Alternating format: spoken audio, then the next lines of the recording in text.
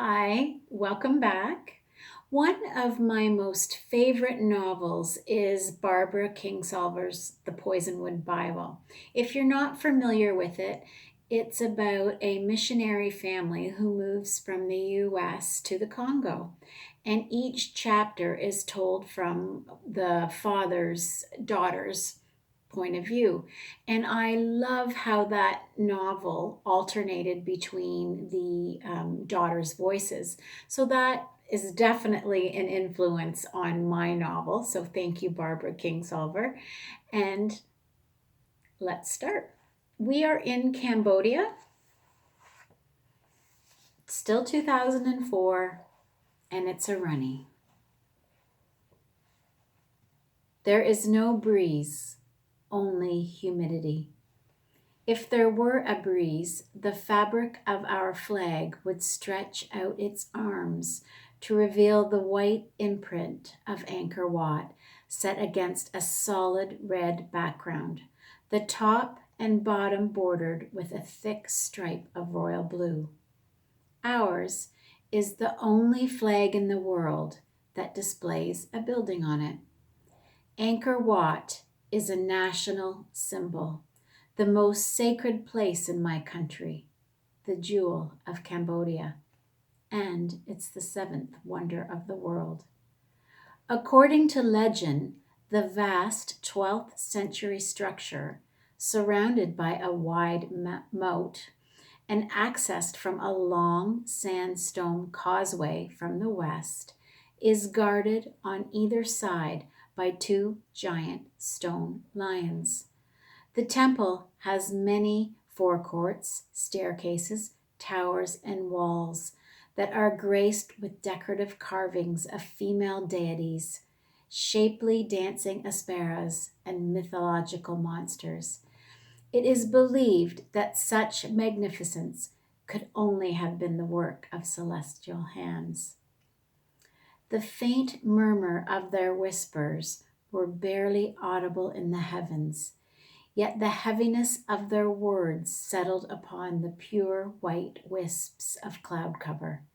The weight of their allegations caused them to sink deep within the softness. He could feel how they loathed him. Their hate burned from their eyes into the back of his head. Their hate waited for him. It clung to him, refusing to loosen its grip. When Praket Mala, son of the King of Heaven and a mortal woman, walked in the heavens, his presence was detected by all the deities. They were repelled by his scent, for he was not a pure deity, not by blood. The king loved his son, but he could not ignore the grievances he was inundated with from the other gods. Their unrelenting complaints pounded at him until they whittled away his resolve, and a compromise was struck. At the god's request, Prakat Mala would be banished, sent to live on earth. For his son, the king promised to erect an exact replica of one of heaven's edifices on earth, whichever one his son deemed worthy. Being a modest man, of all the great forms of architecture, Prakat Mala chose the stable. An ox was cast from the heavens onto the plain of Angkor, where it meandered at leisure throughout the day, casually nibbling on lush grasses and quenching its thirst from forest streams. When darkness cast its shadow over the Cambodian landscape, the ox lay down for the night. In the morning, in the spot where the ox had lain, a celestial architect by the name of Pravishtkar had erected Angkor Wat. I live in a small village of stilted houses, nestled in the jungle behind the vast temple complex of Angkor Wat. If you climb up one of the Angkor's steep staircases and gaze out upon the surrounding landscape, you will see that my village lays hidden beneath the canopy of lush greenery. Every year, more people than I can count travel from all over the world to visit Angkor. Yet most do not realize the area is more than an archaeological tourist site. It is the soul of the Khmer and home to over 40,000 people. We are a tiny community of 20 rectangular houses. Our homes are constructed by a wooden frame, topped with a thatched roof and enclosed by woven bamboo walls. To enter my home, one must climb up a narrow staircase that is 3 meters from the ground. The seasonal monsoons dictate our home's architecture. The structure is high off the ground to protect us from flooding, and our roof hangs over the walls so that the rains may not wash down onto the ground while the inside remains dry. So the rains may wash down to the ground while the inside remains dry. Large clay pots gather around the staircase to catch the rainwater. Their lips are chipped around the edges as a result of rambunctious childhood antics. My parents' house has 3 large rooms that are separated by bamboo partitions. The first room is used to receive guests. The second room is for my parents to sleep in. The back room was for me and for my brothers. Because we were fortunate, because many poor families only have one room. Meals of rice, fish, and vegetables are spiced with hot peppers, coriander, lemongrass, mint, and ginger, and are prepared in the kitchen, which is located behind the house. Bathing is done in the waters of the nearby creek, and relieving oneself is done in a small pit located far away from the house. When filled, the pit is covered and a new one is dug. To approach my village, one arrives by way of a crude, dusty red road carved out of the trees. Our homes are set in amongst coconut trees that appear to lean and tower over them. Ripe mangoes hang abundant from nearby branches. Homes face the road, their walls pressed tightly against the outside edge of the road, a proximity that provided my brothers and I endless entertainment. We would speculate how many cyclists we could knock down should we carefully aim and swing our arms out the window. Some community members have roadside stalls that offer Coca-Cola beverages and other refreshments for locals and for tourists who have ventured beyond Angkor Wat. Our backyards boast tiny vegetable plots that cultivate tomatoes, chilies, winter melon, and long bean. Entering the village, it is alive with sounds so familiar to my ears I can no longer distinguish them as a series of separate courses. Rather, it is a symphony of a regular day. Pigs squeal and snort through runny noses, each footstep an effort for their small legs to hold their pudgy bodies upright. Penned in with the pigs, under the house are chickens, whose flapping wings and frequent squawking act as a constant reminder they are underfoot. Horns periodically honk to announce the approach of motorcycles, and the pleasant twinkle of bicycle bells ring through the air as cyclists bounce up and down the rutted road. Roosters strut about with their iridescent orange and green chests fully puffed up, unaware that they are not the only creatures to inhabit the area. Barefooted children chase each other, and their laughter can be heard above the soft and steady chanting of monks beyond the monastery walls. Later in the day, the monks' brooms will scrape against the sandy earth in swift, determined strokes as they sweep the compound free of fallen leaves. Always, if you travel by the rice fields,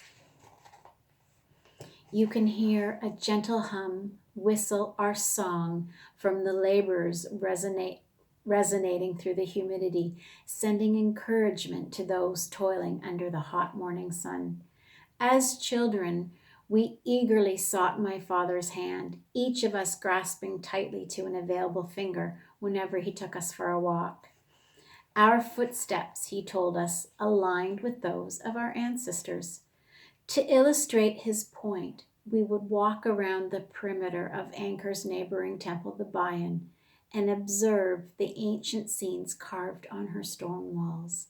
Myths, battles, and everyday activities such as hunting, fishing, plowing, and frying fish on bamboo skewers came to life before our eyes. My father would point to one of the bas reliefs and ask us, "What are our ancestors doing?" "They're having a cockfight," we replied. "Do we have cockfights today?" "Yes," we would throw our arms over our heads in victory, as if the cock in the bas relief had won in our honor.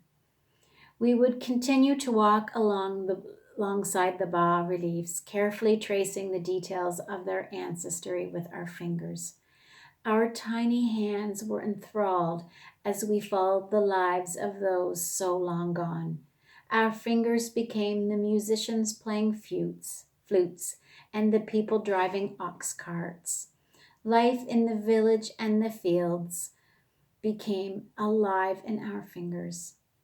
Instinctively, we would pause, our hands lingering over facial features, and then we would reach up and grasp the warm flesh of our own noses and gently prod at our own eyes and brows.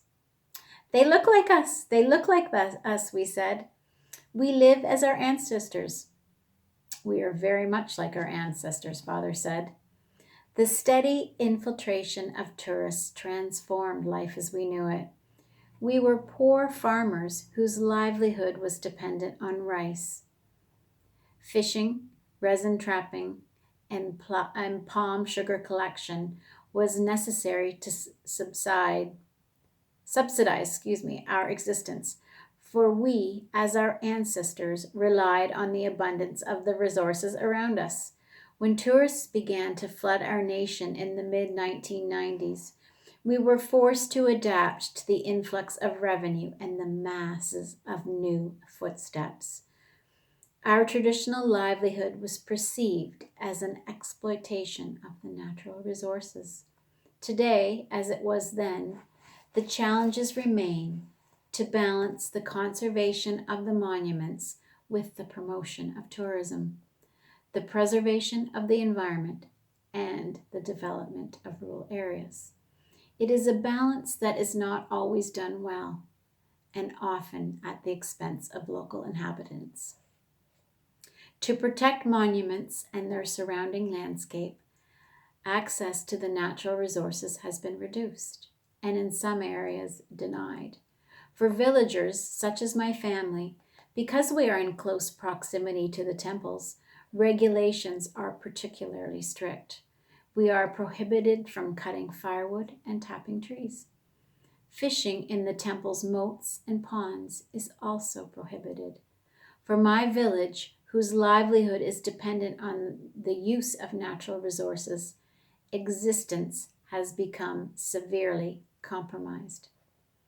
Another ongoing concern for the locals is land acquisition. As children, Chan and I would watch the men from our village squat in a circle as a cigarette billowed over their heads, and they talked and talked about our prospects. Concerned voices permeated through the blue haze, and dark eyes darted intensely from face to face.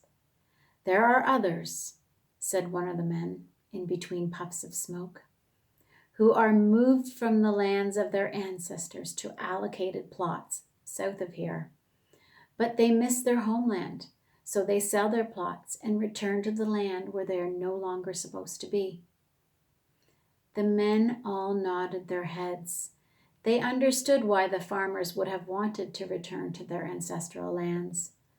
The look on their faces was one of shared unease of what would become of these people. Previously, when people sought to acquire additional land, a claim was made by simply plowing the desired area. Today's regulations seek to contain agricultural lands. This is problematic because future generations will no longer have access to arable land. Proximity to one of the world's greatest monuments has served as both a hindrance and a tremendous gift. In some instances where traditional activities have ceased, new economic alternatives have sprung. Locals and people from other provinces have developed small businesses that stand outside the temples, and they sell beverages, scarves, and locally made handicrafts. However, a lack of organization often leads to tourists purchasing their souvenirs at shops in Siem Reap.